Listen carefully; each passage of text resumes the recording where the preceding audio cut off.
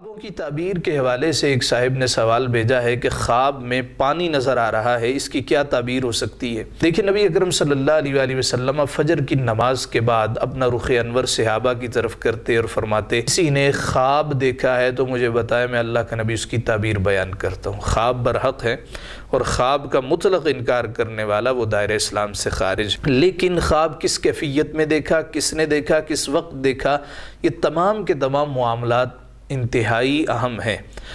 اگر تو خواب فجر کے وقت دیکھا اس کی تعبیر مختلف ہوتی ہے، بوقت قیلولہ دیکھا اس کی تعبیر مختلف اور جلد وقوع پذیر ہونے والی ہوتی ہے، عشاء کے فوراً بعد دیکھا اس کی تعبیر مختلف ہوتی ہے۔ سر دست چونکہ آپ نے پانی کے حوالے سے پوچھا، پانی کا صرف دیکھنا ہی کافی نہیں ہے، دیکھا جائے گا کہ پانی برستا دیکھا، سمندر دیکھا، دریا دیکھے، نہریں دیکھی، یا پرنالے سے پانی بہتا ہوا دیکھا، چشمے سے دیکھا، زمزم دیکھا، پانی پیتے ہوئے دیکھا، پانی اگلتے ہوئے نگلتے ہوئے، کس حالت میں پانی کو دیکھا، یہ تمام کی تمام چیزیں میٹر کرتی۔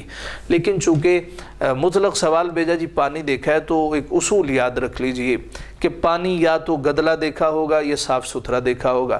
اگر تو خواب میں کسی نے پانی گدلا دیکھا ہو، میلا ہو، گندا ہو، بدبودار ہو، تو یہ اس بات پر دال ہے کہ خواب دیکھنے والا رنج اٹھائے گا، اس کو تکلیف، پریشانی، مصیبت آ سکتی ہے۔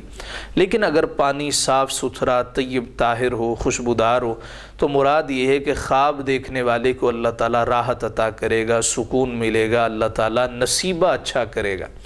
اور اگر کسی شخص نے چھت پر سے پانی ٹپکتے ہوئے دیکھا، پر نالے سے پانی نہیں آ رہا، چھت سے پانی نکل رہا ہے بغیر کسی وجہ گلی کے جو ہو رہی ہے، تو اس کی تعبیر معبرین کے ہاں یہ ہے، اگر کوئی شخص اپنی چھت ٹپکتے ہوئے دیکھے تو گھر میں لڑائی ہوگی، خون ریزی، جھگڑا، دنگا فساد ہوگا۔ لیکن اگر پرنالے سے پانی بہہ رہا ہے تو پھر اس کی تعبیر مختلف ہے، یعنی پھر اس کی تعبیر یہ خون ریزی، دنگا اور فساد والی ہرگز نہیں۔ اگر کوئی شخص زمزم دیکھے تو ظاہر ہے اس سے مبارک تعبیر کس کی ہو سکتی ہے، اور زمزم پیتا ہوا دیکھے تو یہ تو انتہائی مبارک تعبیر ہے کہ اللہ تعالیٰ علم و معرفت کے خزانے عطا کرے گا۔ اگر کوئی شخص بارش برستی دیکھے اور بادل سفید ہوں، کالے بادل نہ ہوں، تو اللہ تعالیٰ اپنی رحمتوں کا سایہ نصیب فرمائے گا۔ تو پانی کا مطلق دیکھنا، اس کا ہم نے ذکر کر دیا، یا تو گدلا ہوگا یا وہ صاف ستھرا ہوگا۔